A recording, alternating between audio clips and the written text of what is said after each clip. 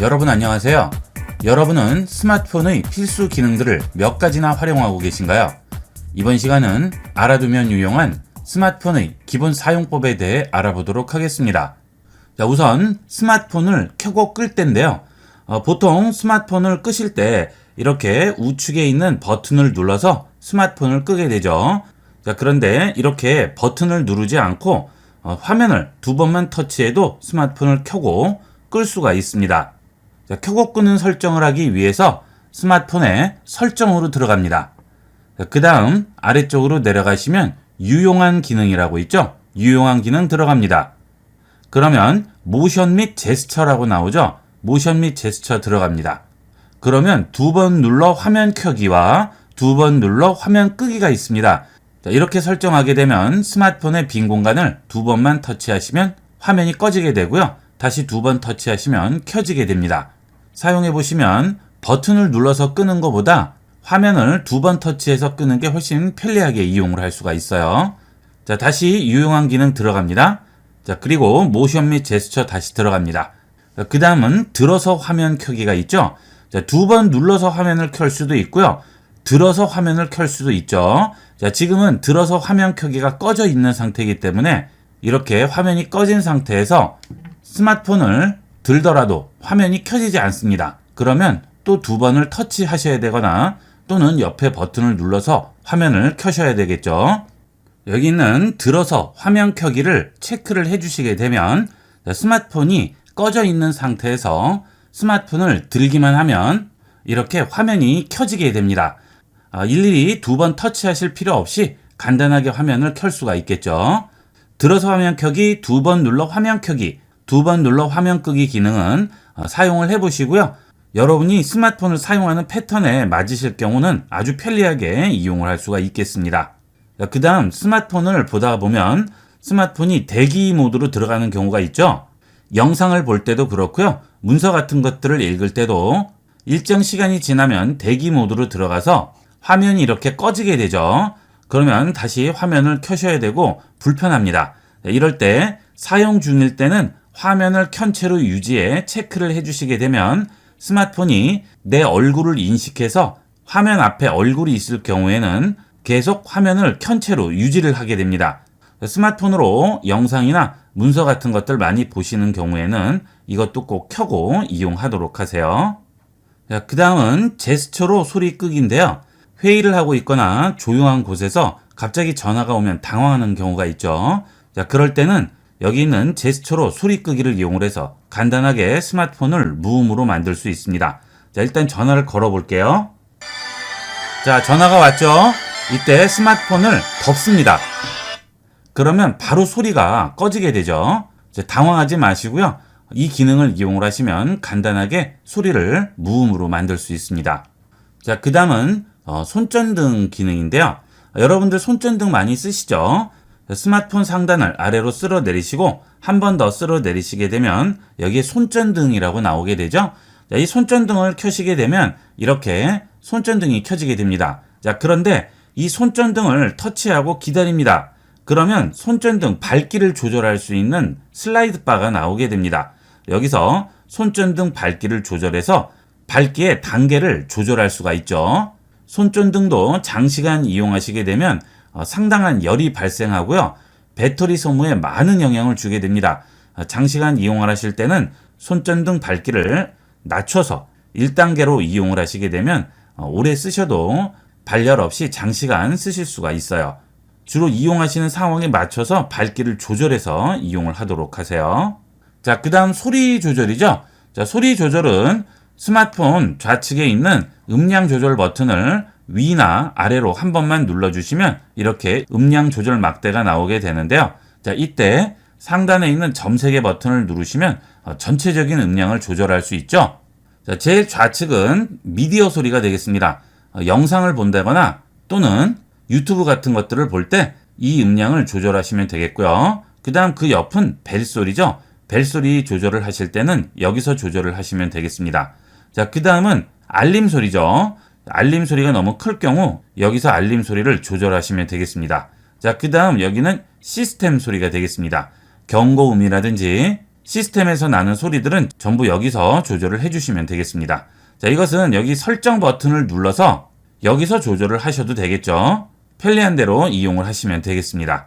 자, 그 다음 통화 중에 상대편 목소리가 잘 안 들릴 경우에는 통화하면서 여기 있는 볼륨 조절을 누르시면 통화 중 음성 크기를 조절할 수 있겠죠. 자, 전화를 한번 해볼까요? 자, 전화를 받았습니다. 여기서 음량 조절할 때는 옆에 있는 볼륨을 이용하면 여기에 있는 모양이 바뀌게 되죠. 자, 지금은 통화 중 음량이 되겠습니다. 자, 이렇게 볼륨을 높이거나 낮춰서 통화 중 음량 조절해 주시면 되겠습니다. 자, 그 다음은 화면 밝기가 되겠습니다. 상단을 터치해서 내리시고요. 한 번 더 터치해서 내리면 하단에 화면 밝기를 조절할 수 있는 막대가 나오죠. 자, 여기서 화면 밝기를 이렇게 조절을 해줄 수 있는데요. 자, 이때 우측에 보시면 점세개 버튼이 있습니다. 이것을 누릅니다. 그러면 밝기 최적화가 나오게 돼요. 자, 단계를 조절할 수가 있는데 우측에 보면 빨간색 부분이 보이시죠? 자, 이 부분까지 밝기가 올라가게 되면 배터리 소모가 많이 되게 됩니다. 되도록이면 빨간색까지는 올라가지 않는 것이 좋겠죠. 자, 그 다음 그 아래에 있는 밝기 최적화를 이용하게 되면 밝은 곳에서는 밝기가 더 올라가게 되고요. 어두운 곳에서는 밝기가 더 떨어지게 됩니다. 자, 주변을 한번 어둡게 해보도록 할까요? 자, 주변을 어둡게 했더니 지금 밝기가 좀 떨어졌죠. 자, 그 다음은 주변을 밝게 만들어 보도록 하겠습니다. 자, 그러면 밝기가 올라가게 되죠. 자, 이런 식으로 주변 밝기에 따라서 자동으로 밝기가 바뀌게 되는데요. 자, 이것도 필요할 때 이용하시면 되겠죠. 자, 그 다음 통화 중에 화면이 바뀌어서 당황하시는 경우가 있는데요. 자, 통화 중 화면을 보도록 하겠습니다. 자, 지금 전화가 왔는데요. 전화를 받습니다. 자, 그러면 이렇게 통화 화면이 되죠. 그리고 귀에 대고 통화를 합니다. 자, 그 다음 화면을 보게 되면 자, 이렇게 다시 원래대로 돌아오게 되는데요. 자, 이때 ARS 같은 경우에는 번호를 누르라고 하죠. 자, 번호를 누를 때 번호가 어디 있는지 모르시는 분들이 많으세요. 자, 번호는 여기 있는 키패드를 누르시면 번호가 나오게 되죠. 다시 숨기기 누르면 원래 화면으로 돌아오게 되겠고요. 그 다음 스마트폰을 얼굴에 대고 통화를 하다 보면 여기 있는 내 소리 차단이 눌리는 경우가 있습니다. 자, 이렇게 돼버리면 내 소리가 상대편에게 들어가지가 않는 거죠. 통화 중에 갑자기 상대편이 여보세요, 여보세요를 계속 할 경우에는 꼭 여기 내 소리 차단 부분을 확인해 보도록 하세요. 자, 이게 눌리게 되면 상대편에게 내 소리가 들리지 않게 됩니다. 자, 눌리게 되면 초록색으로 나오고요. 눌리지 않으면 그냥 까만색으로 나오게 되겠죠. 자, 그 다음에 통화 중에 홈 버튼을 누르면 통화 화면이 없어져 버리죠. 자, 이렇게 되면 전화를 끊는다든지 또는 번호를 눌러야 할 때 어디서 봐야 할지 당황하시는데요. 자, 이렇게 통화 중에 홈으로 오게 되면 상단에 초록색 막대가 나오게 됩니다. 이 초록색 막대를 터치해서 내려주시면 알림창이 열리게 되고요. 그 알림창에 보시면 초록색 박스가 나오죠. 자, 이게 지금 통화 중이라는 박스가 되겠습니다. 이 통화 중 박스를 한 번만 터치를 해주시면 원래 통화 화면으로 돌아오게 되겠죠. 네, 특히나 연세에 있으신 분들은 이 부분을 헷갈려 하시는 분들이 많으신데요. 언제든지 통화 중에 홈 화면으로 들어왔을 때는 상단 초록색 바를 내리시고 파란색 박스를 한 번만 터치해 주시면 원래 화면으로 돌아오게 되겠습니다. 자, 그 다음 스피커로 통화를 할 때는 여기는 스피커 누르시면 되겠고요. 스피커 끄시면 원래대로 돌아오게 되겠죠. 자, 그 다음에 이 상태에서 언제든지 녹음 버튼을 눌러서 내 통화를 녹음을 할 수 있죠. 그리고 바로 영상 통화로 이 상태에서 전환을 할 수도 있습니다. 자, 녹음 버튼을 눌러볼게요. 자, 그러면 지금 제 통화는 녹음이 되고 있습니다. 그리고 상단에 보시면 녹음 중이라고 표시가 나오게 되죠. 자, 이 상태에서 통화를 끝내고 전화 끊기를 누릅니다.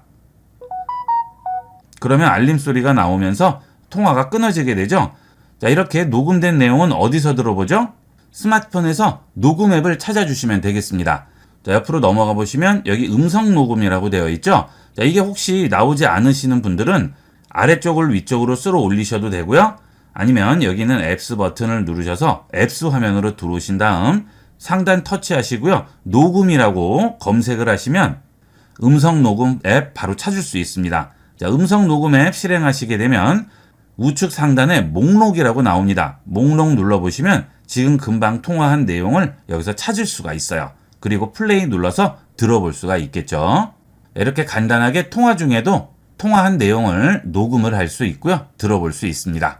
자, 이렇게 해서 이번 시간은 스마트폰의 가장 기본적인 사용법에 대해서 알아봤는데요. 가장 기본이면서 잊고 있는 경우가 많은데 잘 알아두셨다가 많이 활용해 보도록 하세요. 여러분은 스마트폰의 기본 기능을 얼마나 활용하고 계신가요? 지금부터 스마트폰 전화 앱의 편리한 기능들을 100% 활용하는 방법을 알아보겠습니다. 전화 앱 실행합니다. 요즘은 보이스피싱이 점점 진화하면서 20, 30대의 젊은 층들도 많은 피해를 보고 있다고 하는데요.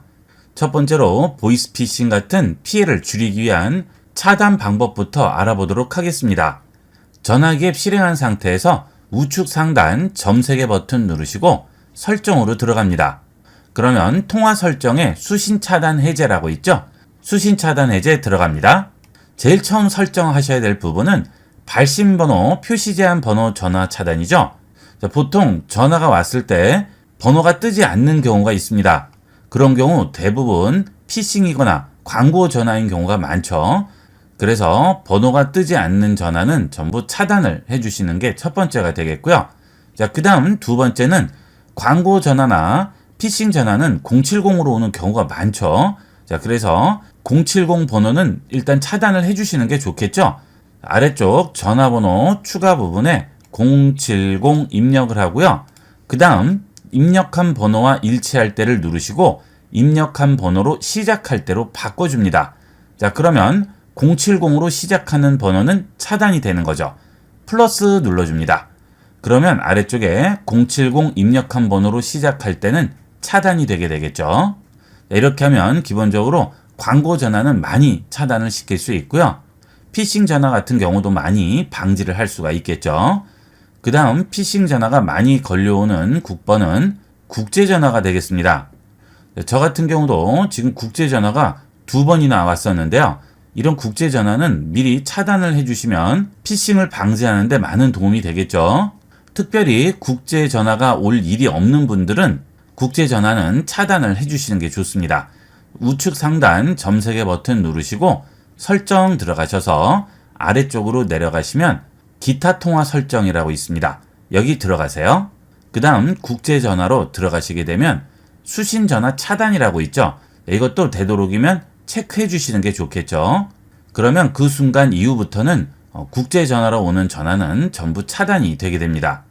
자, 그리고 가정에서 아이들을 키우시다 보면 아이들이 잘못 눌러서 요금 폭탄을 맞는 경우가 있습니다. 그래서 그런 경우는 발신 전화도 차단을 체크해 주시면 국제 전화 발신이 미리 방지가 되니까 잘못 발신을 해서 요금이 많이 나오는 경우를 미리 막을 수가 있겠습니다.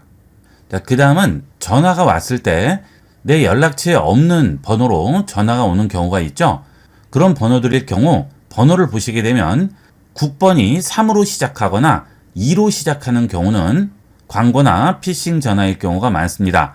번호가 약간 의심스러우실 경우에는 그 번호는 받지 마시고요. 일단 검색을 해보시고 문제가 없을 경우에 다시 전화를 걸으셔도 되겠죠. 자, 이 번호가 약간 의심스럽습니다. 자, 그럴 때는 이 번호를 그대로 네이버에 입력하시면 바로 해당 번호에 대한 정보를 찾아볼 수가 있습니다. 네이버 앱 실행합니다.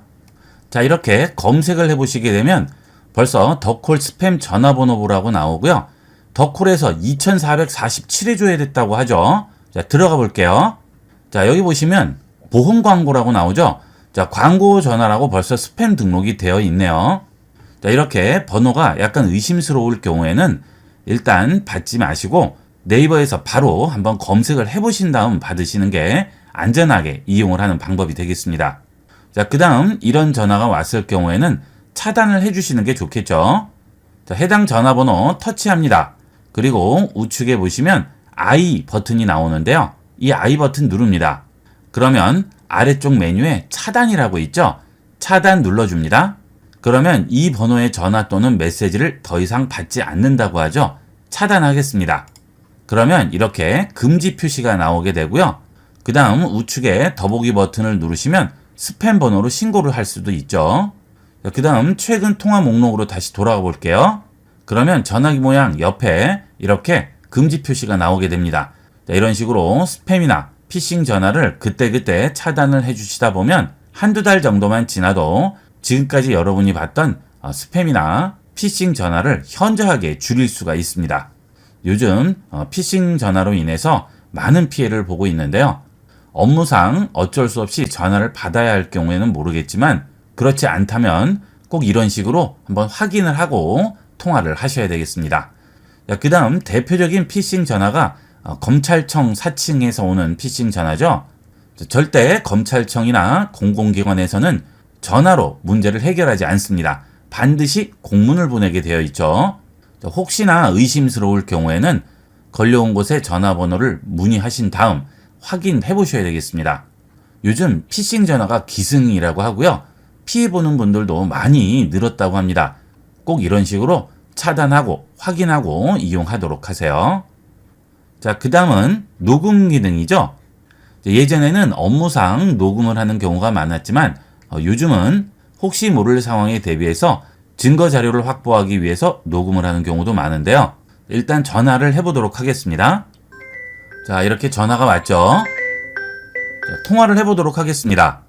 자, 이렇게 통화 화면으로 들어오게 되면 여기에 녹음 버튼이 나오죠. 이 녹음 버튼을 눌러서 지금 통화를 녹음을 할 수 있습니다. 자, 그런데 이것은 매번 통화할 때마다 녹음을 해야 돼서 깜빡하고 잊어버리는 경우도 있고 매번 눌러야 되니까 번거롭죠. 아예 통화되는 순간부터 녹음이 되게 설정을 하시면 훨씬 편리하게 이용할 수 있겠죠. 자, 우측 상단 점 3개 버튼 누르시고 설정으로 들어갑니다. 그 다음 통화 녹음으로 들어갑니다. 여기서 통화 자동 녹음에 체크를 해주시게 되면 그 다음부터는 통화가 시작되는 순간부터 자동으로 녹음이 되게 되죠.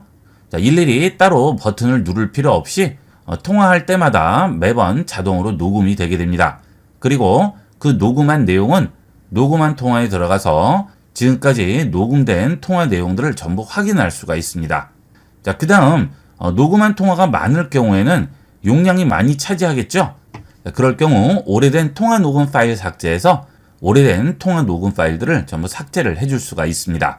언제 어떤 일이 닥칠지 모르니까 이렇게 통화 녹음을 해두시면 좀 더 안심하고 이용을 할 수가 있겠죠. 자, 그 다음 전화기 앱을 열고 들어오시면 키패드나 최근 기록이 있는데요. 여기서 상단에 있는 돋보기 버튼을 이용을 해서 통화한 목록을 검색할 수가 있습니다. 돋보기 버튼을 누르시고요. 번호를 검색하셔도 되고 연락처에 있는 사람과 통화를 했을 경우 그 연락처도 여기서 다 검색이 됩니다. 자, 010에서 01만 쳐도 01로 시작한 번호가 전부 검색이 되죠. 자, 이렇게 앞번호 2자리만 쳤는데도 관련된 통화가 전부 나오게 되죠. 저는 강의용 스마트폰이라서 통화 내역이 많지 않지만 여러분들은 일상에서 통화를 하시다 보면 통화한 내역이 굉장히 많을 텐데요. 자, 그때 예전에 통화했던 전화번호를 찾아야 하거나 할 경우 기억이 가물가물해서 찾기 어렵습니다. 일일이 전부 날짜별로 찾으시는데요. 그럴 필요 없이 번호나 또는 연락처만 입력을 해서 간단히 찾을 수가 있고요. 언제 통화했는지 그 기록도 전부 볼 수가 있겠죠. 예전에 통화한 내용들은 이런 식으로 검색 버튼을 활용해 보도록 하세요. 자, 그 다음 통화 바로 가기인데요. 그 기능은 전화기 앱에서 하지 않고 연락처 앱에서 하게 됩니다. 자, 그러면 연락처 앱을 또 찾아야 되니까 그럴 필요 없이 홈 화면에서 터치하고 기다립니다. 그러면 위젯 설정할 수 있는 창이 나옵니다. 위젯 들어가시고요. 여기서 아래쪽으로 내려가시면 연락처 위젯을 찾을 수가 있습니다.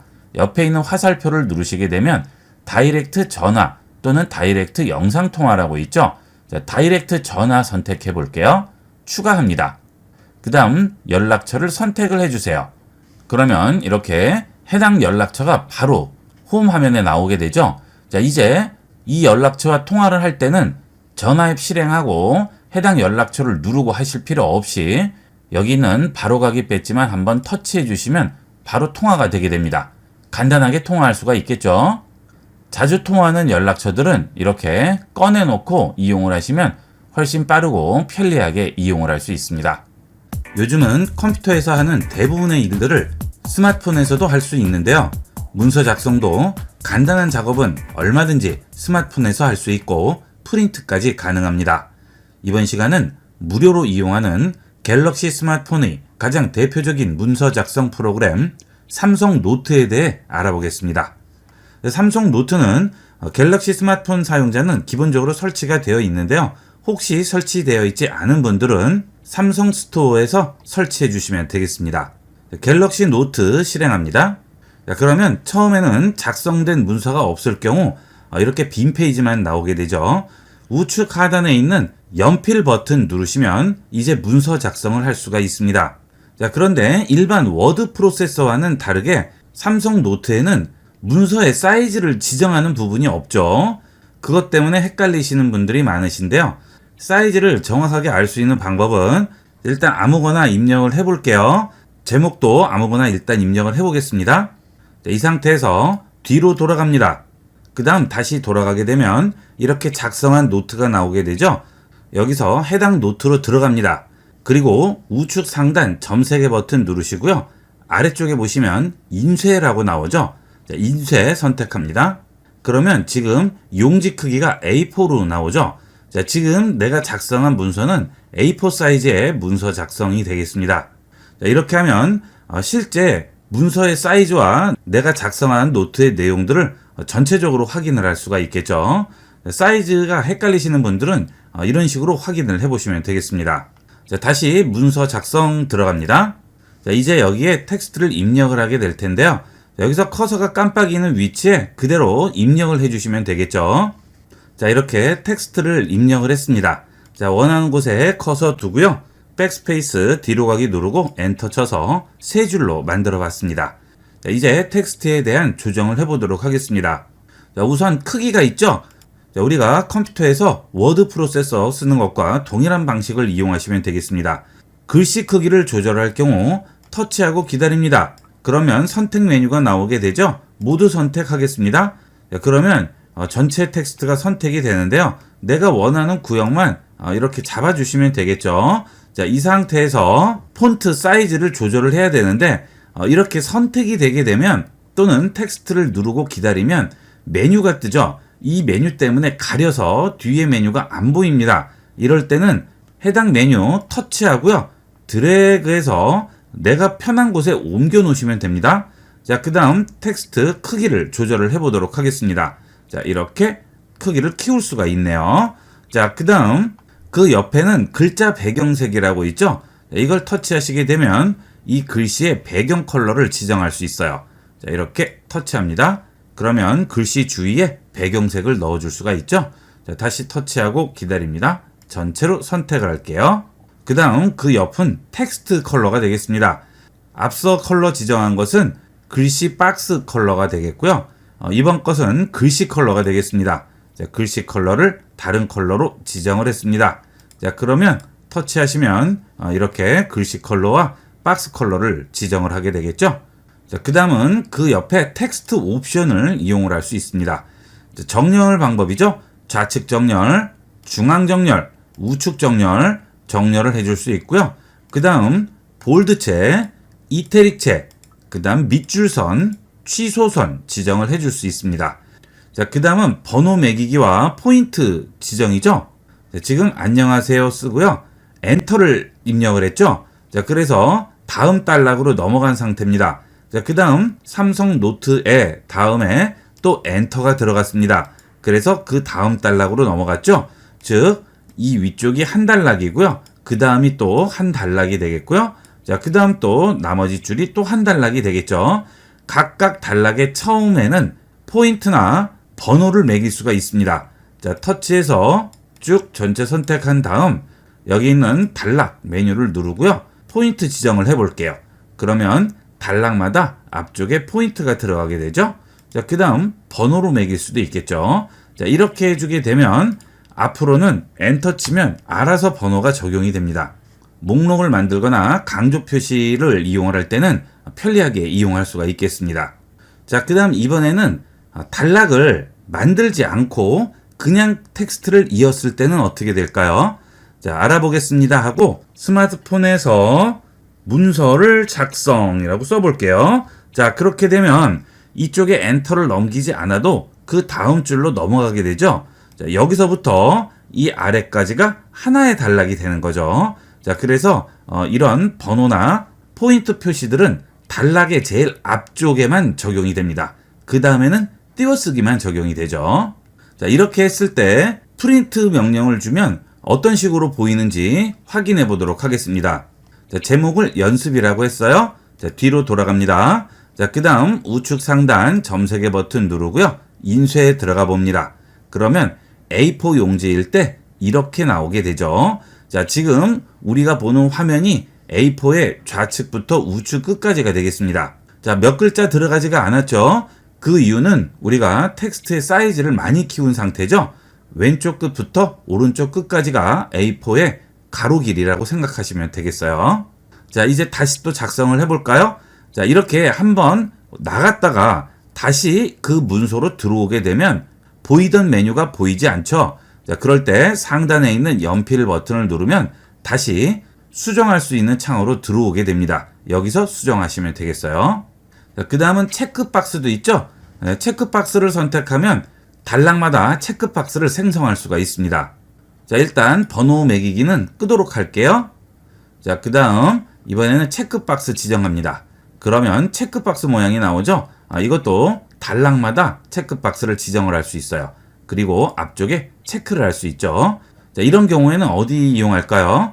할 일 목록을 입력을 해놨을 경우 할 일이 끝나면 체크박스를 클릭하시게 되면 지우기 표시 나오고요. 글씨가 딤드 되죠? 이렇게 하면 할 일 하나를 끝낸 게 되겠죠. 자, 그 다음에 또 체크하면 그 다음 할 일이 완성이 됩니다. 자, 이런 식으로 체크박스로 이용을 할 수도 있어요.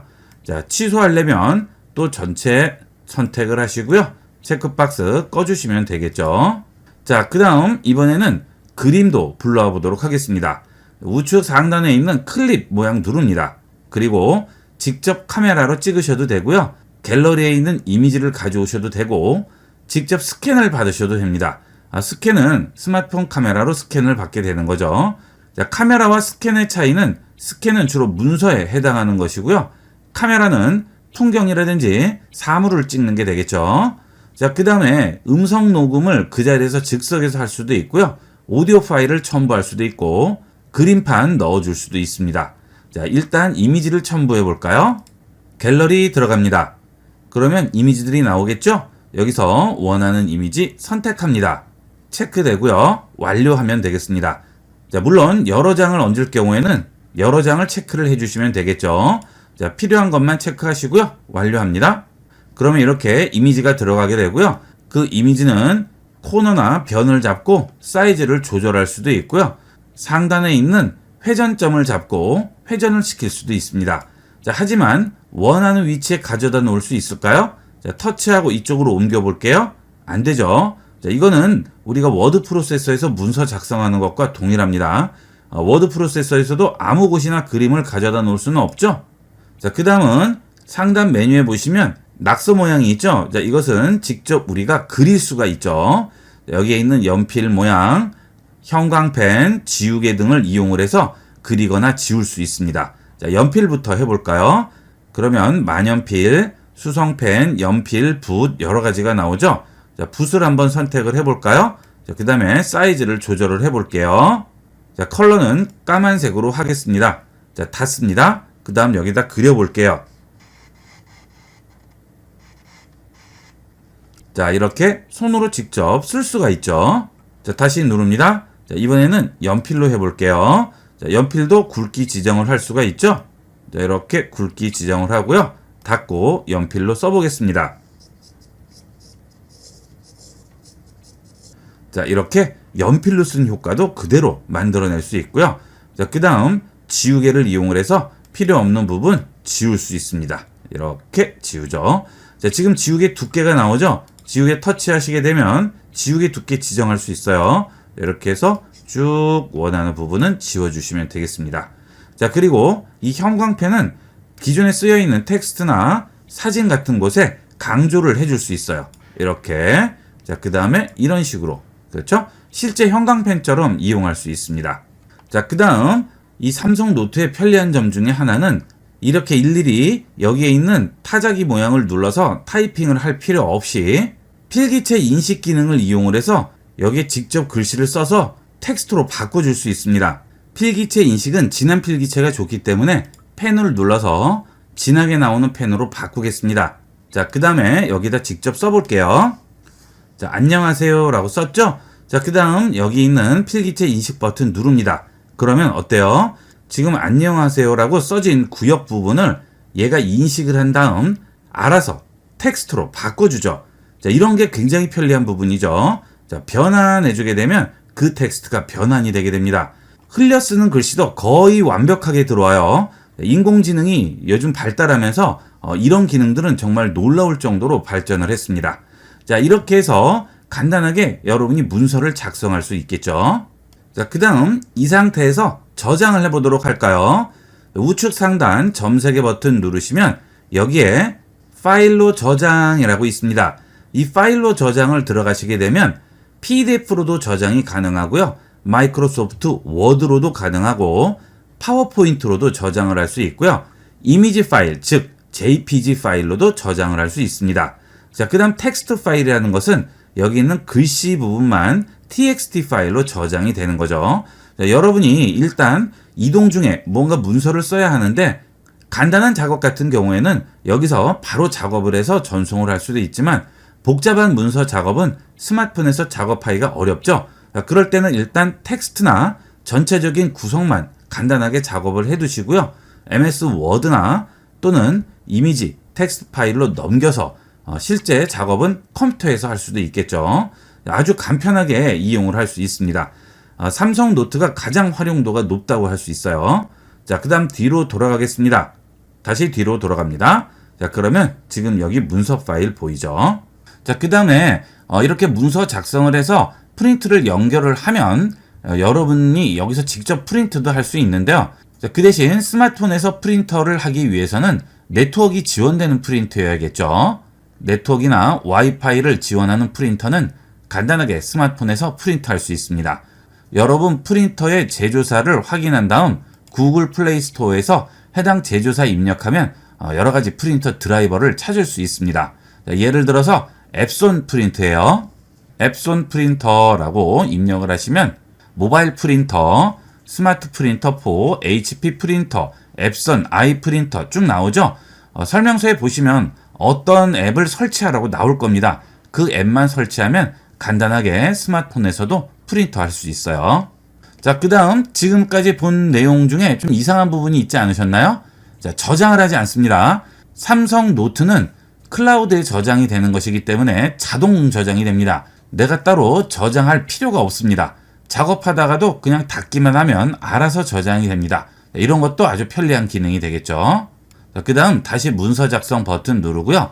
자, 이번에는 우측 상단 점 3개 버튼 누르시고 페이지 템플릿으로 들어갑니다. 그러면 여러분 페이지를 여러 가지 템플릿을 이용을 해서 문서 작성을 해줄 수 있습니다. 자, 여러 가지 모양들 나오죠. 자, 이 중에서 여러분이 필요한 모양을 지정을 하시면 나중에 프린터 할 때도 이 모양 그대로 프린터가 되게 되겠죠. 자, 그 다음 PDF도 있네요. PDF 누르면 좀 더 다양한 양식들이 나오죠. 이런 양식들을 이용을 해서 그대로 활용할 수도 있습니다. 자, 예를 들어 일정표를 이용할 겁니다. 그러면 이 일정표 다운로드 합니다. 그 다음 터치합니다. 그러면 이 일정표 바로 열리죠. 여기에 그대로 작업을 하시면 되는 거예요.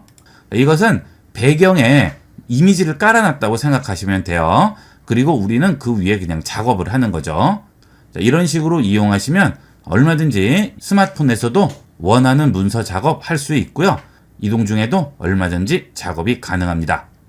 요즘은 스마트폰이 필수 휴대품이기 때문에 항상 손에 들고 다니시죠? 그래서 문서 작성 프로그램 하나 정도는 스마트폰에 꼭 깔아놓고 이용을 하셔야 되는데요. 삼성 노트가 무료이면서 가장 사용법도 편리하고 메뉴도 단순해서 일반적으로 이용하기에는 전혀 손색이 없는 앱이라고 할 수 있습니다.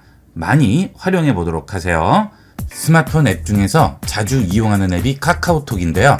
이번 시간은 카카오톡 이용 시에 빈번하게 이용하는 채팅방의 유용한 기능들에 대해 알아보겠습니다. 카카오톡 실행합니다. 아래쪽에서 채팅방 버튼 누릅니다. 그러면 내 스마트폰에 있는 여러 가지 채팅방들이 나오게 되죠. 자, 여기서 이 채팅방을 보게 되면 앞정 표시와 종 모양이 보이게 되는데요. 이 앞정 표시는 채팅방 고정이 되겠고요. 그 옆에 있는 종 표시는 알림 설정이 되겠습니다. 자, 해당 채팅방을 터치하고 기다립니다. 그러면 채팅방 상단 고정이라고 나오게 되죠. 이미 고정되어 있는 채팅방은 고정 해제라고 나오게 되고요. 고정되어 있지 않은 채팅방은 고정이라고 나오게 됩니다. 자, 이렇게 상단 고정을 하게 되면 해당 채팅방은 고정한 순서대로 제일 상단에 배치가 되게 됩니다. 자주 이용하는 채팅방을 이렇게 고정을 해 놓으시면 채팅방 페이지로 들어올 때 항상 해당 채팅방이 상단에 나와 있게 되겠죠. 좀 더 빠르게 접근할 수 있겠습니다. 자, 그 다음은 알림 설정이죠. 자, 또 터치하고 기다립니다. 자, 이번에는 채팅방 알림 켜기라고 있죠. 알림 켜기를 켜주시면 해당 채팅방에서는 알림이 오게 되고요. 알림을 끄게 되면 해당 채팅방은 알림이 꺼지게 됩니다. 자, 지금 알림 꺼져 있죠? 이 채팅방에 메시지가 올라와도 알림은 울리지 않게 됩니다. 자주 이용하지 않는 채팅방은 알림을 끄고 이용하시면 되겠습니다. 자, 채팅방으로 들어갈게요.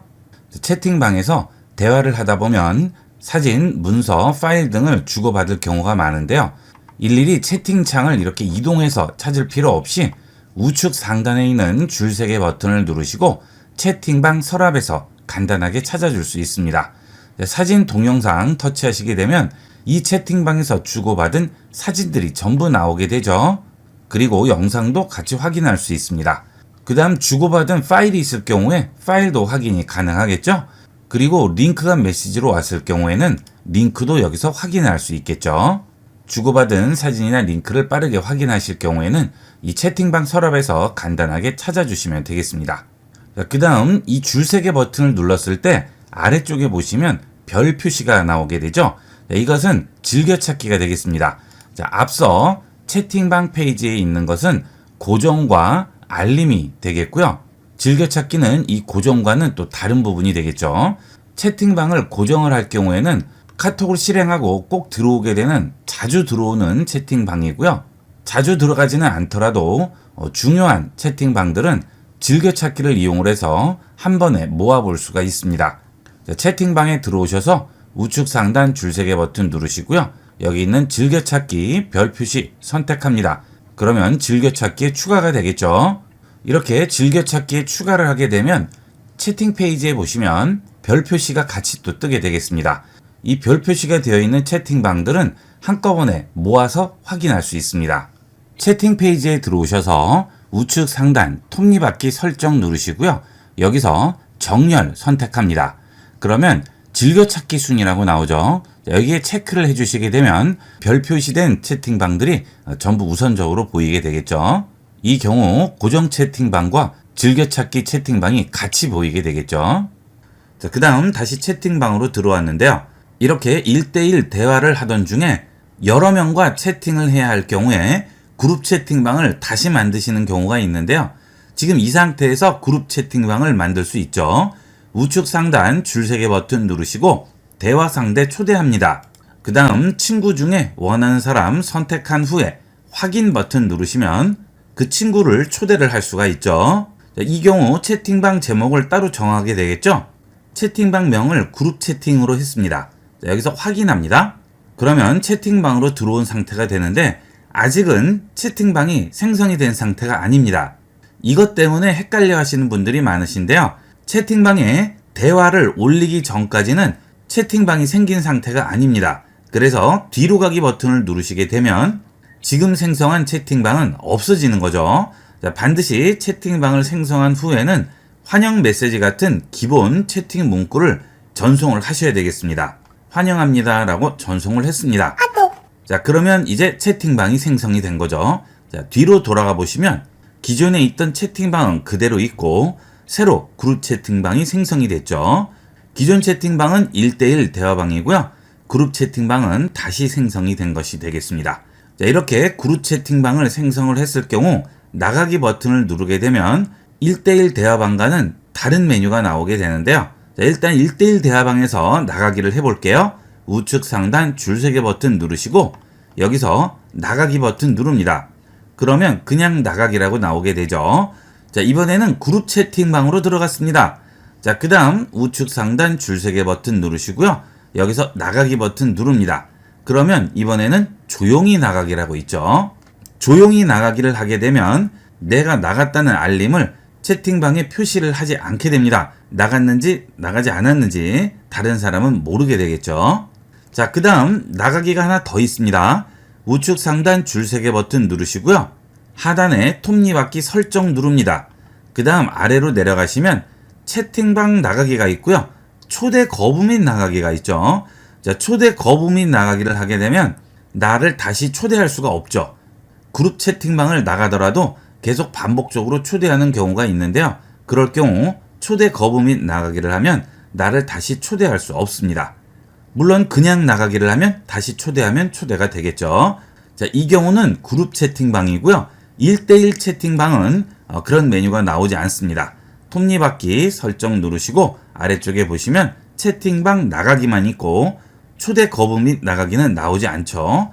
그룹 채팅방에서만 이용할 수 있는 기능이 되겠습니다. 자, 그 다음은 새로 생긴 기능인데요. 그룹 채팅방에서 우측 상단 줄세개 버튼 누르시면 아래쪽에 채팅방 다시 만들기라고 있습니다. 자, 이 버튼을 누르시게 되면 일반 채팅과 팀 채팅 두 가지가 나오게 되는데요. 일반 채팅은 지금 대화 상대나 또는 변경된 멤버들과 새로운 채팅방을 또 하나를 만들게 되는 거죠. 새로 초대하고 대화방 만들고 할 필요 없이 기존 멤버들이 포함되어 있는 그런 채팅방을 만들 경우에는 이렇게 채팅방 다시 만들기에서 일반 채팅방으로 만들어 주시면 되겠고요. 그 다음은 팀 채팅이라는 것이 있습니다. 자, 다른 채팅방을 만들 때 기존 채팅방에서 주고받은 대화나 미디어가 모두 보관이 되어 있어서 나중에 초대한 멤버도 그 내용을 전부 확인이 가능한 거죠. 비슷한 주제로 여러 채팅방이 있을 경우에 채팅방끼리 관련된 내용들을 공유할 필요가 있을 경우 이렇게 팀 채팅을 이용하게 되면 새로 추가된 멤버도 그 내용을 전부 확인할 수 있어서 아주 편리하게 이용을 할 수가 있습니다. 자, 그 다음 아래쪽 입력창에 보시면 플러스 버튼이 보이죠? 플러스 누르시게 되면 채팅방에서 이용할 수 있는 다양한 기능들이 제공이 됩니다. 파일이나 앨범을 선택하시면 내 스마트폰에 있는 파일이나 앨범을 추가해서 전송을 할 수 있겠고요. 카메라를 선택하면 직접 찍은 사진을 같이 전송을 할 수 있죠. 그 다음 캡처 버튼을 누르시게 되면 카톡에서 주고받은 대화를 캡처해서 전송할 수 있습니다. 자, 캡처를 시작할 말풍선을 선택하시고요. 그 다음 영역을 선택을 해주시면 되겠죠. 자, 제일 아래쪽에서부터 여기 있는 말풍선까지 선택을 할 거예요. 그러면 이렇게 클릭을 해주시게 되면 해당 구역 전체가 캡처가 되겠죠. 자, 그 다음 전송 버튼을 누르시면 캡처 구역이 전송이 되게 됩니다. 그리고 텍스트로 입력하는데 한계가 있을 경우 직접 내 음성으로 녹음을 해서 전송을 할 수도 있죠. 음성 메시지를 누르시면 지금 내가 하는 말을 녹음을 할 수 있습니다. 그 다음 전송을 하게 되면 내 음성을 상대편에게 전송을 할 수 있겠죠. 자, 그 다음 정확한 위치를 보내야 할 경우가 있는데요. 그럴 때는 지도를 이용을 해서 정확한 위치를 전송을 할 수 있습니다. 주소를 여기에 일일이 쓰지 않으셔도 지도를 보내시면 간단하게 상대편에게 전달이 되겠죠. 그리고 상대편은 그 지도를 눌러서 해당 위치를 정확하게 볼 수가 있습니다. 이 경우는 특히나 약속 장소 같은 것들 잡을 때 아주 유용하게 이용할 수 있겠죠. 자, 지도 눌러볼게요. 지도로 들어오게 되면 현재 내 위치가 기준으로 들어오게 되고요.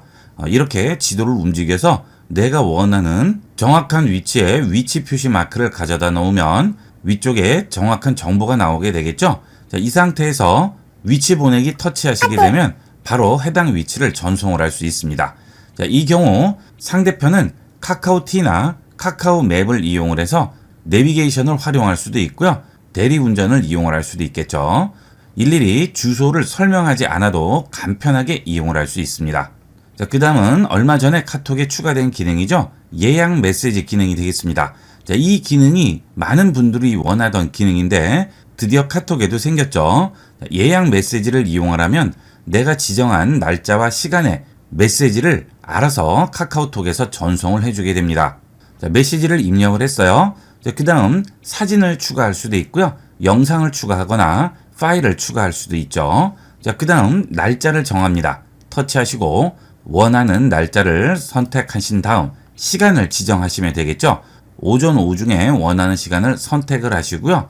분 단위도 전부 지정을 하시면 되겠죠. 자, 그 다음 확인합니다. 그러면 지금 지정한 날짜와 시간이 되게 되면 예약된 메시지를 전송을 하게 되겠습니다. 자, 그리고 예약 메시지 전송 중에 미리 알림을 받거나 또는 받지 않을 수도 있죠. 자, 되도록이면 알림을 받는 게 좋겠죠. 미리 알림을 받음으로 바꿔줍니다. 확인합니다. 그리고 예약 주시게 되면 해당 시간이 되면 예약 메시지가 발송이 되게 됩니다. 자, 혹시나 예약 메시지를 취소하실 경우에는 플러스 버튼 누르시고 예약 메시지 들어가신 다음 목록 보기에서 예약된 메시지를 확인할 수 있고 삭제도 할 수 있습니다. 삭제할 경우에는 터치하시고 기다리시면 삭제라고 나오죠. 삭제 눌러주시면 예약된 메시지 삭제할 수가 있습니다. 그 다음 메시지 입력을 하다 보면 계산을 해야 할 경우도 있고 검색을 해야 할 경우도 있고 날씨를 봐야 할 수도 있죠. 자, 그럴 때마다 홈 버튼 누르시고 빠져나가지 마시고요. 우측에 있는 샵 버튼으로 메시지 입력 중에도 계산기, 환율, 날씨, 번역기 전부 활용할 수가 있습니다. 그 다음 인터넷으로 검색을 할 경우에는 앞에 샵이 있는 상태에서 검색하고자 하는 문구만 입력을 해주시고 키패드에 돋보기 버튼 누르시면 해당 문구를 검색을 해주게 됩니다. 2024 휴일로 입력을 했습니다. 검색합니다. 그러면 바로 해당 내용으로 검색을 해주게 되겠죠. 2024년 휴일 전부 나오고 있죠. 자, 이렇게 샵 버튼을 이용을 해서 카톡 대화 상태 중에도 여러 가지 작업들을 같이 해줄 수가 있습니다. 자, 그 다음 이렇게 대화를 하다 보면 해당 내용을 다른 사람에게 전달을 해야 할 경우가 있죠. 자, 그런 경우에는 말풍선 좌측에 있는 말풍선 버튼을 눌러주세요. 그러면 누구에게 전달할지 여기에 나오게 되죠. 원하는 사람을 터치하시면 메시지를 입력해서 바로 보내기 버튼을 이용해서 전송을 할 수가 있습니다. 대화 중에 말풍선의 내용을 상대편에게 전달할 때 이용을 해보도록 하세요. 자, 그 다음은 카톡을 이용하시다 보면 페이지가 굉장히 많이 넘어가는 경우가 있죠. 자, 이렇게 내용이 많을 경우에 예전에 했던 대화 중에 찾아야 할 경우 일일이 하나씩 전부 뒤져야 됩니다. 자, 그럴 필요 없이 상단에 있는 돋보기 버튼을 이용을 하면 대화에 있는 내용을 간단하게 찾을 수 있습니다. 자, 돋보기 버튼 누르고요. 약속이라는 단어를 찾아보도록 할게요. 자, 약속이라고 입력을 하면 상단에 약속이라고 나오게 되죠. 자, 여기서 검색 버튼 누릅니다. 그러면 바로 찾아주죠. 그 다음 우측 하단에 보면 화살표가 보이죠. 다음 단어를 또 찾아주게 됩니다. 자, 또 찾아줬네요. 또 올라가 볼까요? 자, 여기에도 있고요. 또 올라가면 더 이상은 없네요. 자, 이런 식으로 대화 내용 중에 원하는 문구를 간단하게 찾을 수 있습니다. 자, 다시 뒤로 돌아갑니다. 자, 대화방의 기능 중에 유용한 기능들을 알아봤는데요. 이런 기능을 활용하시면 대화방을 좀 더 편리하고 빠르게 활용할 수 있습니다. 많이 이용해 보도록 하세요. 외부에서 갑자기 메모할 일이 생겼을 때 사진을 찍으시거나 다양한 스마트폰 앱들을 이용하시는데요. 이번 시간은 어떤 상황에서도 메모가 가능한 우리나라에 최적화된 네이버 메모에 대해 알아보겠습니다. 이 네이버 메모가 우리나라에서는 사용하기가 제일 편리한 이유가 우리나라 사람들 대다수가 네이버 계정을 하나씩은 가지고 계시기 때문에 따로 회원 가입 같은 거 필요 없이 간편하게 이용할 수 있다는 장점이 있죠. 네이버 메모는 네이버 앱을 이용을 해서도 이용을 할 수 있고요. 네이버 메모 앱을 따로 설치해서 이용할 수도 있습니다. 네이버 앱을 이용할 때는 네이버 앱 실행한 다음 좌측 상단 줄 3개 버튼 누르시고 아래로 내려가시게 되면 내 도구에 네이버 메모가 나오죠. 자, 이 네이버 메모를 실행하시면 네이버 메모를 그대로 이용할 수 있는데 되도록이면 네이버 메모 앱을 따로 설치하시는 게 사용이 훨씬 편리합니다. 이 네이버 메모 앱은 구글 플레이 스토어에서 네이버 메모라고 입력하시면 바로 설치할 수가 있습니다. 저는 설치가 되어 있으니까 열기로 나오겠죠. 여러분은 설치해 주도록 하세요. 네이버 메모 실행합니다. 네이버 메모를 처음 실행하게 되면 네이버 기본 문구가 나오게 되는데요. 자, 이때 우측 하단에 있는 연필 버튼을 누르고 기다립니다. 그러면 메모를 할 수 있는 4가지 메뉴가 나오게 됩니다. 자, 첫 번째로 목록이 되겠고요. 그 다음은 사진을 찍는 방법이고요. 그 다음은 손으로 직접 내가 그리는 방법과 음성으로 입력하는 방법이 있습니다. 자, 이렇게 해서 입력하는 방법이 하나가 있고요. 자, 그 다음은 여기 있는 연필을 터치하고 기다리지 않고 한 번만 터치해 줍니다. 그러면 스마트폰 키보드를 이용을 해서 입력할 수 있는 메모장이 나오게 됩니다. 자, 5가지를 이용할 수 있죠. 스마트폰 키보드로 직접 입력하는 방법과 목록, 사진, 그리기, 음성 이렇게 5가지가 있습니다. 우선 키보드로 입력하는 방법은 원하는 메모 그냥 입력만 하시면 되죠. 자, 이렇게 직접 입력을 하시면 되겠습니다. 그 다음 뒤로 돌아가기 버튼 누르시면 메모와 시간이 보이게 되겠죠. 자, 이 메모는 지금 입력을 했기 때문에 오늘 날짜는 따로 여기에 보이지 않습니다. 하지만 오늘 이후부터는 날짜가 나오게 되겠죠. 자, 간단한 키보드 입력은 이런 식으로 입력하시면 되겠고요. 자, 그 다음 목록 입력이 되겠습니다. 우측 하단 연필 버튼 누르고 기다리면 목록 버튼이 나오죠. 자, 목록 누릅니다. 자, 이것은 할 일을 메모해 놓았다가 할 일을 끝내게 되면 거기에 체크 표시를 해서 하나씩 완료된 일을 지워나가는 방식이죠. 자, 우선 점심 약속이 있습니다. 그러면 점심 약속이라고 입력하고요. 엔터를 칩니다. 그러면 아래쪽에 목록을 체크할 수 있는 동그라미가 하나 더 나오죠. 자, 여기에 또 그 다음 할 일 써주시면 되겠죠. 자, 또 엔터 칩니다. 자, 이렇게 전부 목록을 입력을 해두면 할 일이 끝났을 때마다 여기에 체크 표시를 해줄 수가 있습니다. 자, 뒤로 돌아갈게요. 이렇게 목록이 저장된 메모를 터치합니다. 그 다음 완료된 목록이 있을 경우 동그라미에 체크를 하게 되면 하나씩 할 일을 끝낸 것을 표시를 할 수가 있죠.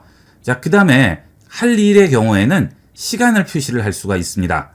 우측 상단에 보시면 시계 버튼이 보이죠? 자, 이 시계 버튼을 누르시고요. 알림 및 리마인더를 이용을 해서 미리 나에게 알람을 울려주게 되겠죠. 자, 권한 허용부터 해야 되겠습니다. 설정으로 이동한 다음 권한 허용 해줍니다. 그럼 이제 메모에 기록된 시간에 따라서 알람을 울려주게 됩니다. 자, 뒤로 돌아가고요. 날짜를 선택하겠죠. 여기는 화살표를 이용을 해서 월을 이동시킬 수 있고요. 해당 날짜를 선택한 다음 확인을 해주시게 되면 여기서 시간을 지정할 수가 있습니다. 자, 이렇게 해서 4시로 지정했습니다. 그 다음 분 표시를 하게 되겠죠.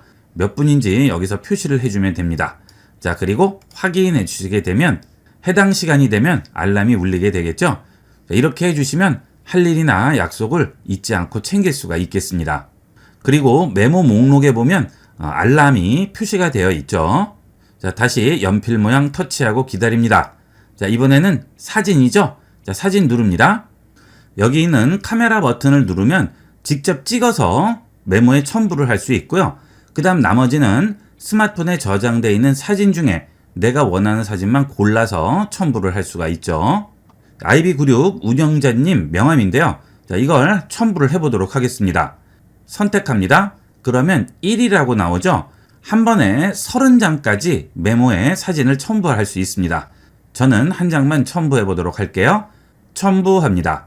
그러면 사진이 메모장에 첨부가 되고요. 아래쪽에 입력 커서에 이 사진에 대한 기본적인 정보라든지 내용을 입력을 할 수가 있죠.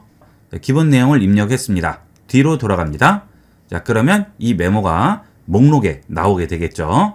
자, 그 다음 다시 연필 터치하고 기다립니다. 자, 이번에는 그리기입니다. 그리기 누르시면 이 메모장에 내가 직접 손으로 그릴 수가 있습니다. 자, 갑자기 메모해야 할 경우에 손으로 일일이 입력하면 시간이 오히려 많이 걸리는 경우가 있죠. 자, 그럴 때는 손으로 간단하게 여기에 써주시면 되겠어요. 간단한 약도라든지 빠르게 써야 할 경우 이렇게 직접 그리시면 훨씬 편리하게 이용할 수 있겠죠. 아래쪽에 펜 모양 아이콘 누르시면 컬러와 선 굵기 지정을 해줄 수 있습니다. 이렇게 원하는 선 굵기와 원하는 컬러 지정을 하신 다음 빈 공간에 그대로 써주시기만 하면 돼요. 자, 이렇게 손으로 바로 썼죠. 자, 그 다음 금방 한 명령 취소 기능도 들어가 있으니까 잘못 그리거나 잘못 썼을 때는 뒤로 돌아가기를 이용해서 취소하시면 되겠습니다. 자, 그 다음에 지우기 기능이 있죠. 여기 있는 지우개 버튼을 누르시면 모두 지울 수도 있고요. 아니면 이렇게 손으로 터치해서 드래그해서 내가 원하는 부분을 실제 지우개로 지우듯이 지울 수가 있겠죠. 자, 그 다음 다 끝났으면 첨부합니다. 그러면 내가 지금 손으로 그린 것은 그림으로 인식이 돼서 메모장에 들어오게 되고요. 그 아래에 키보드를 이용해서 또 입력을 할 수가 있겠죠. 자, 뒤로 돌아가겠습니다. 자, 그러면 또 메모가 저장이 됐죠. 자, 그 다음 다시 터치하고 기다리면 이번에는 음성으로 입력을 할 수 있습니다. 자, 마이크 버튼 누릅니다. 오디오 녹음 허용해야겠죠. 안녕하세요. 지금은 네이버 메모에서 음성으로 입력하는 방법을 시연하고 있습니다. 많이 활용해 보세요. 자, 그러면 체크가 나오고요. 바로 입력이 되면서 음성을 텍스트로 변환해서 위쪽에 입력이 되게 됩니다. 자, 플레이 버튼 누르면 안녕하세요. 지금은 네이버 메모에서 이렇게 소리도 들어볼 수 있고요. 텍스트로 바뀐 내용을 볼 수도 있겠죠. 자, 뒤로 돌아갑니다. 그러면 그 메모도 여기에 입력이 되어 있죠. 자, 이렇게 간단하게 메모를 작성할 수 있습니다. 여러 가지 복잡한 기능은 제외하고 메모에 필요한 기능만 특화되어 있어서 사용이 굉장히 편리합니다. 자, 그 다음은 이렇게 이용을 하시다 보면 메모가 점점 많아지겠죠. 그러면 메모 찾기가 굉장히 힘들겠죠. 자, 이럴 때는 메모에 카테고리를 지정해서 그 카테고리별로 따로 분류해서 볼 수가 있습니다. 자, 카테고리를 지정하는 방법은 두 가지가 있는데요. 처음에 메모를 생성할 때부터 카테고리를 지정하는 방법이 있고요. 이미 작성된 메모를 카테고리에 분류하는 방법이 있습니다. 자, 처음부터 카테고리로 분류하는 방법은 좌측 하단 줄세개 버튼을 누르시고 여기에 있는 내 메모, 업무, 개인, 지인, 내 업무에 따라서 처음부터 분류해서 만드는 거죠. 자, 예를 들어 업무 메모예요. 그러면 업무 선택합니다. 그러면 이렇게 컬러가 아예 다르죠. 자, 이 상태에서 우측 하단 연필 버튼을 누르고 기다리면 업무 폴더에 여러 가지 메모 형태로 메모를 작성할 수가 있습니다. 자, 그 다음 이미 만들어진 메모일 경우에는 터치하고 들어가신 다음 아래쪽 메뉴에서 이동 버튼 누릅니다. 그리고 원하는 카테고리에 지정을 해주시면 되겠죠. 여기는 기본 카테고리 외에 새로운 카테고리를 생성하실 때는 여기 있는 폴더 추가 버튼을 누르시고요. 컬러를 지정하시고 폴더 이름도 지정하시면 됩니다. 자, 여러분들마다 카테고리가 다 다를 수가 있겠죠. 필요한 카테고리를 이렇게 만들어서 저장을 하시면 나중에 한꺼번에 모아보기가 훨씬 편리합니다. 자, 그러면 이미 입력된 메모를 카테고리로 분류를 해보도록 할까요? 자, 이 메모 들어가신 다음 아래쪽에서 이동 버튼 누르시고 자, 이것은 내 업무로 분류해 보도록 하겠습니다. 그러면 이동됐다고 나오죠. 자, 뒤로 돌아갑니다. 자, 그 다음 명함의 경우에는 업무로 분류해 보도록 할게요. 자, 다시 이동 버튼 누르고요. 업무로 선택합니다. 자, 뒤로 돌아갑니다. 자, 이런 식으로 분류를 해주게 되면 메모 앞에 업무, 내 업무, 개인 이렇게 표시가 나오죠. 여기서 한눈에 볼 수 있고요. 이렇게 전체 메모가 아니고 분류된 카테고리로 따로 들어갈 수 있죠. 좌측 하단 줄세개 버튼 누르시면 여기서 카테고리로 들어갈 수가 있죠. 자, 개인 눌러보시면 개인 메모만 따로 보이게 되겠어요. 자, 그 다음 다시 누르시고 업무 선택하면 업무 메모만 따로 분류해서 볼 수가 있죠. 자, 그 다음 전체를 보실 때는 전체 메모로 확인을 하시면 되겠습니다. 자, 이렇게 이용을 하시게 되면 여러분 메모를 아주 효율적으로 관리하고 작성할 때도 간편하게 이용을 할 수가 있겠습니다. 자, 메모가 필요 없을 경우 터치하고 기다립니다. 그러면 휴지통 나오죠. 자, 여기서 바로 버려줄 수 있고요. 여기에 이동 버튼도 있죠. 이 이동 버튼을 누르면 이렇게 메모를 이동할 수 있는 메뉴가 나오게 되겠죠. 여기서 원하는 분류로 선택을 해주시면 되겠습니다. 자, 그 다음은 메모 앱 실행하실 때 화면 넘기고 메모 앱 실행하고 메모 앱 들어가신 다음 어떤 메모를 할지 또 선택하시고 단계가 굉장히 복잡해요. 그래서 간편하게 할 수 있는 방법은 메모 앱 터치하고 기다립니다. 그러면 위젯이라고 있죠. 위젯 누르시게 되면 자, 그러면 메모 종류가 나오죠. 선택합니다. 그리고 추가하세요. 그러면 아예 이렇게 메모 위젯이 나오게 되죠. 여기서 필요한 메모 형식만 터치해 주시면 되겠어요. 자, 여기 있는 카메라 터치하시면 사진 메모를 바로 실행할 수 있고요. 음성 메모 터치하시면 바로 음성 녹음이 되게 됩니다. 여러 번 단계별로 들어갈 필요 없이 간편하게 이용할 수 있겠죠. 메모를 많이 이용하시고 자주 쓰시는 분들은 네이버 메모를 이용하시면서 아예 이렇게 꺼내놓고 활용을 하시면 편리하고 빠르게 이용할 수가 있겠습니다. 메모 앱을 쓰시던 분들이 나중에는 이용을 하지 않게 되는데요. 그 이유가 복잡해서 그렇죠. 네이버 메모는 메모 기능에 특화되어 있으면서 불필요한 기능은 제거하고 메모에 집중하는 앱이 되겠습니다. 스마트폰에 하나쯤은 꼭 설치해서 이용해 보도록 하세요. 여러분 안녕하세요. 여러분의 스마트폰이 느려져서 답답하신가요? 본 강의 시청 후 여러분의 스마트폰을 최신 스마트폰으로 변신시킬 수 있습니다. 이번 시간은 스마트폰의 성능을 확실히 올려주는 굿 가디언스에 대해 알아보겠습니다. 굿 가디언스는 삼성에서 갤럭시 스마트폰을 위해서 만든 앱이죠. 이 앱은 구글 플레이 스토어에서는 설치할 수 없고요. 갤럭시 스토어에서만 설치할 수 있습니다. 자, 갤럭시 스토어 들어가신 다음 굿 가디언스라고 입력하시면 바로 설치할 수가 있습니다. 저는 이미 설치되어 있으니까 설치 완료로 나와 있죠. 자, 이 굿 가디언스를 설치하신 다음 여러 가지 기능들을 추가로 굿 가디언스 안에서 다시 설치를 하셔야 됩니다. 자, 일단 굿 가디언스 설치했습니다. 그러면 홈 화면에 굿 가디언스 배지가 보이게 되죠. 자, 굿 가디언스 실행합니다. 그러면 스마트폰의 성능을 향상시킬 수 있는 여러 가지 인앱들이 나오게 되는데요. 이 굿 가디언스라는 큰 앱 안에서 각각의 앱들을 다시 설치해서 이용을 하시게 되는 겁니다. 자, 우측에 보시면 장바구니 모양이 보이죠? 이 기능들은 해당 앱을 다시 한번 설치를 해 주셔야 돼요. 자, 우선 여러분 스마트폰의 배터리 사용 시간을 늘려보도록 하겠습니다. 자, 배터리 가디언스에 보면 장바구니 모양이 있을 텐데요. 저는 설치되어 있으니까 보이지 않지만 설치되어 있지 않은 분들은 여기 있는 장바구니 버튼을 눌러주시면 되겠습니다. 자, 배터리 가디언스로 들어갑니다. 자, 그러면 배터리 사용 시간을 늘리기 위한 여러 가지 메뉴가 나오게 되죠. 자, 첫 번째로 앱 절전이 되겠습니다. 비정상적으로 배터리를 많이 사용하는 앱이 배터리 사용하지 않도록 최적화하는 기능이 되겠습니다. 자, 여기 있는 체크 표시를 켜주시면 되겠죠. 자, 앱 절전 부분을 눌러줍니다. 그러면 현재 내 스마트폰의 앱들 중에 비정상적으로 배터리를 많이 소모하는 앱이 있을 경우 여기에 보이게 됩니다. 자, 그런 앱들은 되도록이면 삭제를 해주는 게 좋겠죠. 자, 그런데 그런 앱이 필요해서 꼭 써야 되는 경우가 있죠. 자, 그럴 때는 쓰지 않을 경우 배터리 가디언에서 해당 앱을 절전 상태로 전환을 시켜주게 됩니다. 일일이 절전 설정을 해주지 않아도 알아서 절전 앱으로 전환하기 때문에 편리하게 이용을 할 수 있겠습니다. 자, 그 다음은 화면 절전 부분인데요. 자동 밝기 낮추기를 사용할 앱이라고 나오죠. 자, 이것은 화면을 이용하지 않을 때 자동으로 밝기를 어둡게 만들어주는 기능이 되겠습니다. 자, 지금 사용 안함으로 되어 있는데요. 일단 들어가 보겠습니다. 사용 안함을 사용함으로 바꿔주겠습니다. 자, 그러면 내가 실행한 앱이 사용 중이 아닐 경우에는 자동으로 밝기를 낮춰주게 됩니다.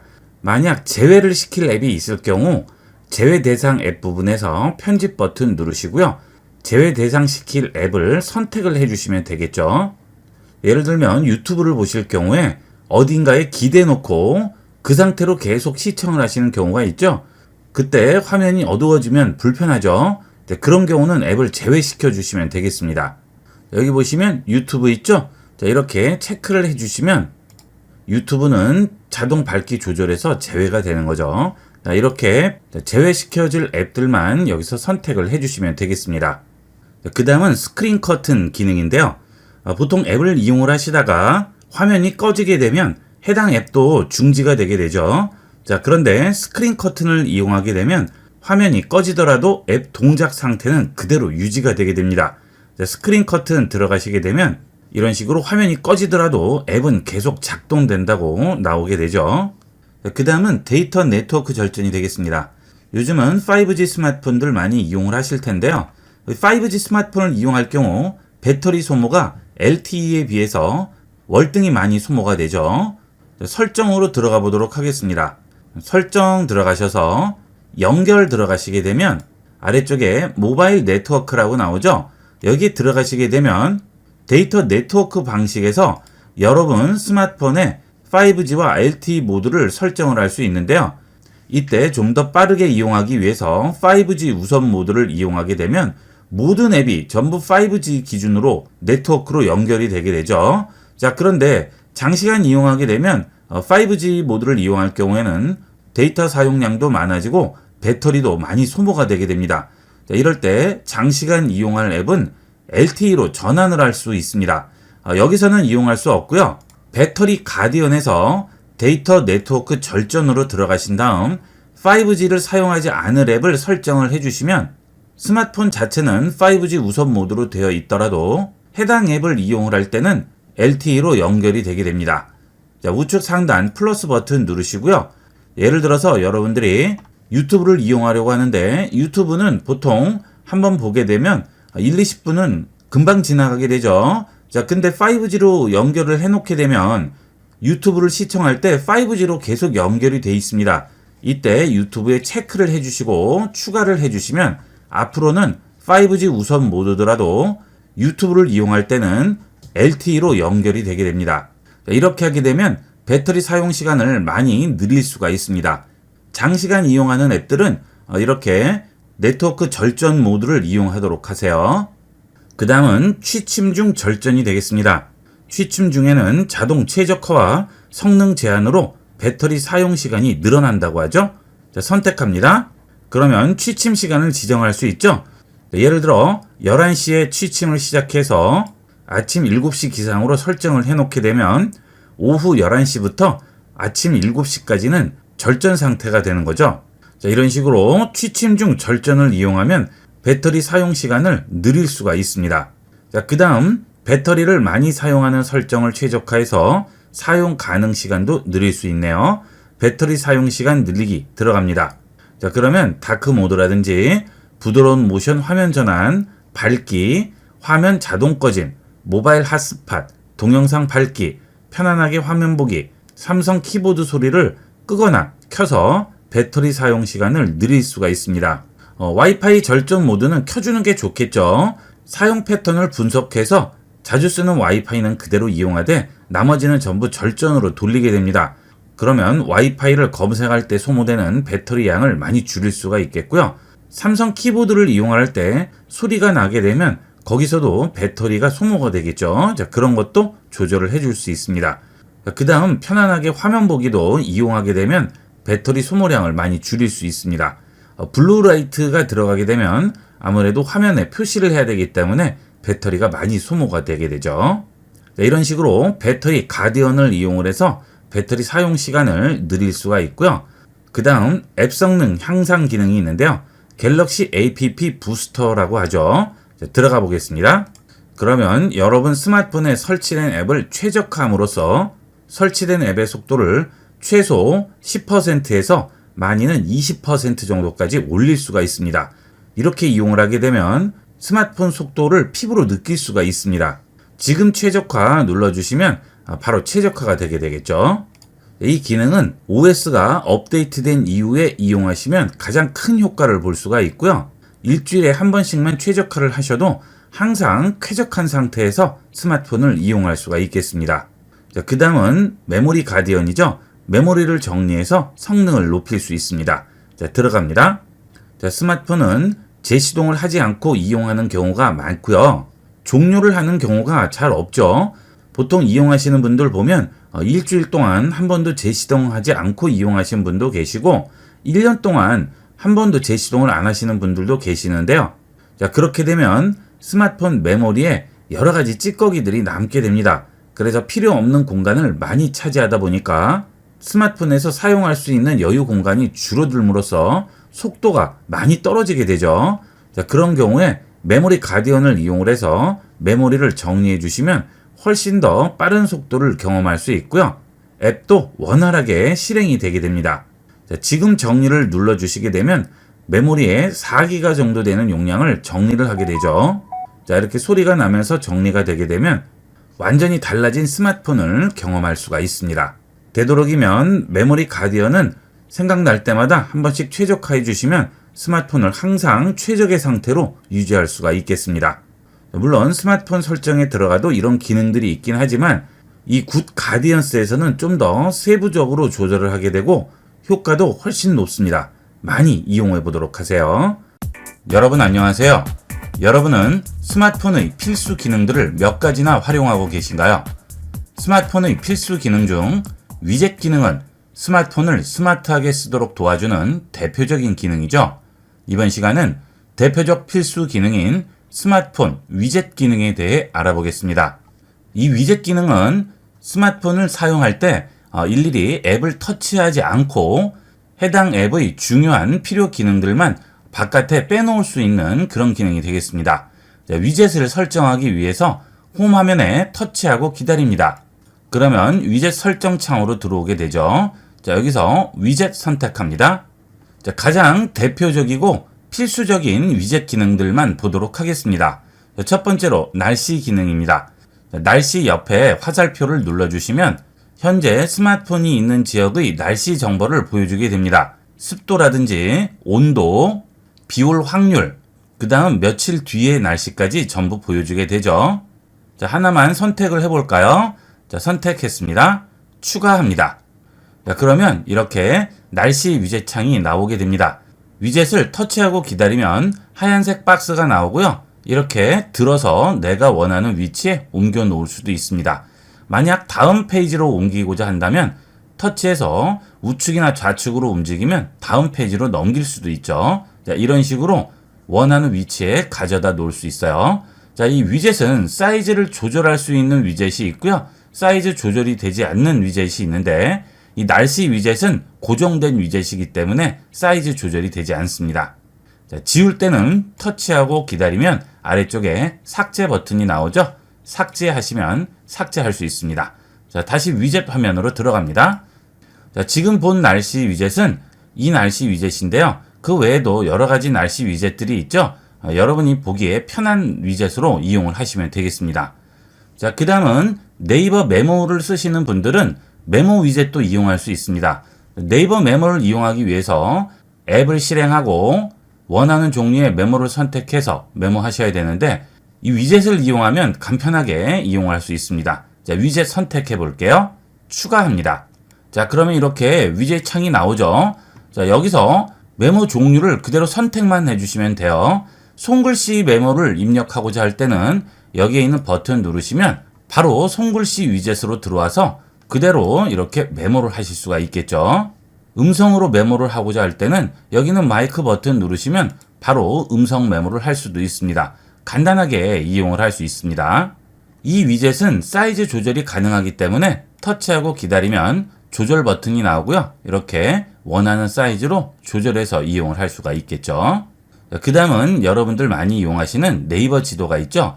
이 네이버 지도 위젯도 편리하게 이용할 수 있습니다. 대중교통을 이용할 경우 해당 정류장을 지정을 해 놓으시면 정류장에 오는 버스의 번호와 도착 시간, 남은 좌석수까지 나오기 때문에 미리 나가지 않고 시간에 맞춰서 나갈 수 있어서 아주 편리하죠. 지하철 도착 정보, 버스 도착 정보 전부 나오게 되고요. 그 다음 내비게이션 이용할 때 목적지까지 미리 지정을 해 놓을 수가 있습니다. 그러면 일일이 네이버 지도 실행하고 목적지 입력하고 하실 필요 없이 바로 위젯을 통해서 목적지까지 갈 수가 있겠죠. 예를 들어 버스 도착 정보를 설정해 볼까요? 추가합니다. 그러면 버스 번호와 정류장 명이라고 나오죠.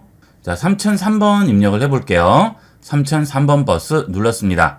그러면 전국에 3003번 버스가 다 나올 텐데요. 원하는 버스 선택하시고요.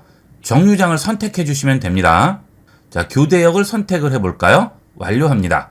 그러면 이렇게 위젯이 나오게 되고요. 정류장 명과 그 다음 도착 예정 버스가 나오게 되죠. 15분 후에 도착인데 34좌석이 남아있네요. 그 다음 버스는 27분 뒤에 도착이고 24좌석이 남아있죠. 이렇게 이용을 하시면 스마트폰을 켜게 되면 바로 뜨기 때문에 일일이 검색할 필요 없이 아주 편리하게 이용할 수 있습니다. 저는 대중교통을 이용할 때는 꼭 이 위젯을 이용을 해요. 이 위젯은 적극 추천하는 위젯이 되겠습니다. 그 다음은 내비게이션이죠. 내비게이션도 설정을 해볼까요? 추가합니다. 일단 권한 설정을 하셔서 항상 허용을 해줘야 되겠죠? 뒤로 돌아갑니다. 처음 위젯 창이 열리면 최근 도착지까지 전부 나오게 되는데요. 터치하고 기다리게 되면 조절 박스가 나오죠. 이 조절 박스를 줄여서 집과 회사만 나오게 할 수도 있습니다. 회사는 지금 미리 제가 등록을 해놨기 때문에 바로 46분 걸린다고 정보를 보여주죠. 이 시간은 현재 출발하는 시간을 기준으로 얘기를 해주는 것이고요. 실시간으로 바뀌게 됩니다. 그래서 출발을 하기 전에 미리 걸리는 시간을 여기서 확인을 할 수가 있겠죠. 자, 그 다음 회사로 출발을 할 거예요. 그러면 터치를 해주시게 되면 바로 네이버 지도가 실행되면서 내비게이션으로 길 안내를 해주게 됩니다. 자, 내비게이션 자주 이용하시는 분들은 아주 편리하게 이용하실 수가 있겠어요. 자, 그 다음은 돋보기 기능이 되겠습니다.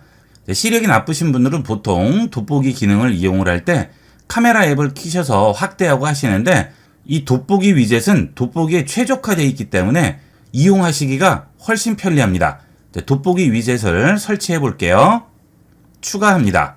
자, 돋보기 위젯은 위젯이 크지 않아요. 돋보기 위젯 실행합니다. 자, 돋보기 위젯이 실행됐습니다. 이 경우 카메라 앱과는 약간 다르죠. 여기 있는 프레시 버튼 누르시면 이렇게 프레시가 켜지게 되고요.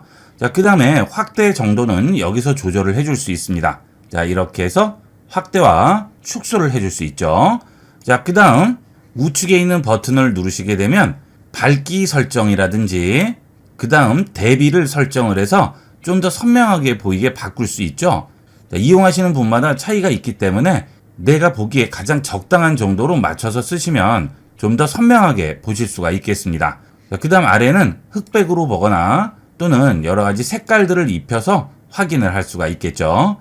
그 다음 셔터 버튼을 눌러서 사진도 간단하게 찍을 수가 있고요. 내려받기 버튼을 누르면 내 갤러리에 저장이 되게 됩니다.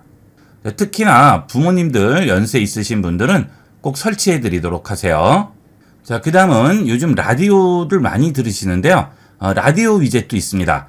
자, 라디오 위젯은 라디오가 아예 창으로 떠서 실제 라디오 같이 이용을 할 수 있어요. 터치해서 추가합니다. 자, 하지만 라디오를 이용하기 위해서는 유선 헤드폰이 연결이 되어 있어야 안테나 역할을 할 수가 있습니다. 유선 헤드폰 연결하시고 라디오 켜시면 여러분이 원하는 라디오 채널을 청취할 수가 있겠습니다. 그 다음은 시계들은 많이 아실 텐데요. 시계도 여러 종류가 있죠. 요일도 나오고 시간도 나오고 알람까지 전부 설정을 할 수가 있죠. 크기도 다르고 아날로그와 디지털 시계도 전부 변환해서 이용을 할 수 있습니다. 자, 이것은 편리한 대로 이용하시면 되겠습니다. 자, 그 다음에 연락처가 있죠. 원하는 연락처와 메시지, 영상통화, 일반 전화를 터치 한 번으로 바로 연결을 할 수 있습니다. 자, 메시지를 위젯으로 설정해 보겠습니다. 추가합니다. 원하는 연락처 선택합니다. 자, 이 위젯도 앱 사이즈로 들어오게 되죠. 자, 터치하시면 바로 메시지 앱이 실행되면서 메시지 입력을 할 수가 있겠죠. 전화통화도 마찬가지고요. 내 스마트폰 연락처에 있는 사람과 전화통화, 메시지로 빠르게 연락해야 할 경우 위젯을 이용하면 간단하게 이용할 수가 있겠습니다. 그 다음은 요즘 건강에 많은 관심을 가지시는데요. 그래서 만보기도 구입하고 하시죠. 이 헬스 위젯을 이용을 하면 만보기 필요 없이 스마트폰을 만보기 같이 활용할 수 있습니다. 헬스 앱 열어주시면 여기에 수면시간, 걸음수, 일일 활동 나오게 되죠. 걸음수 터치할게요. 추가합니다. 그러면 오늘 걸은 걸음수가 여기에 표시가 되게 됩니다. 스마트폰을 가지고 다닐 경우에는 그 스마트폰에 진동이 오는 것을 센서가 인식을 해서 걸음수로 판단을 하게 되죠. 그러면 간단하게 내가 하루에 몇 걸음을 걸었는지 칼로리는 얼마나 소비됐는지 여기서 확인을 할 수가 있습니다. 그 다음은 네이버 위젯이죠. 보통 네이버 앱은 전부 이용을 하실 텐데요. 그 네이버 앱에 있는 출입증 기능이라든지 날씨, 그 다음 검색 기능, 현장 결제 이런 것들도 전부 위젯으로 꺼내 놓을 수 있습니다. 보통 현장 결제를 한다든지 할 때 네이버 앱 실행하고 NA 버튼 눌러서 들어간 다음 현장 결제 들어가고 복잡한 과정을 거치는데 네이버 페이 이용하시는 분들은 그냥 바로 여기서 현장 결제 이용하시면 간편하게 이용할 수 있습니다. 그 다음은 카메라 위젯인데요. 이 카메라 위젯은 원 UI 6.0부터 이용을 할 수 있습니다. 가장 최근 원 UI죠. 원 UI 업데이트가 되지 않으신 분들은 이용을 할 수 없어요.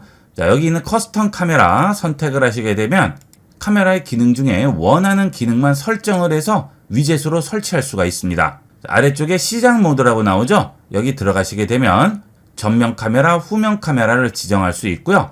사진이라든지 인물 사진, 동영상, 프로 동영상, 프로 사진 이런 여러 가지 기능들을 미리 설정을 해두시면 위젯만 터치하시면 바로 그 기능이 실행되게 됩니다.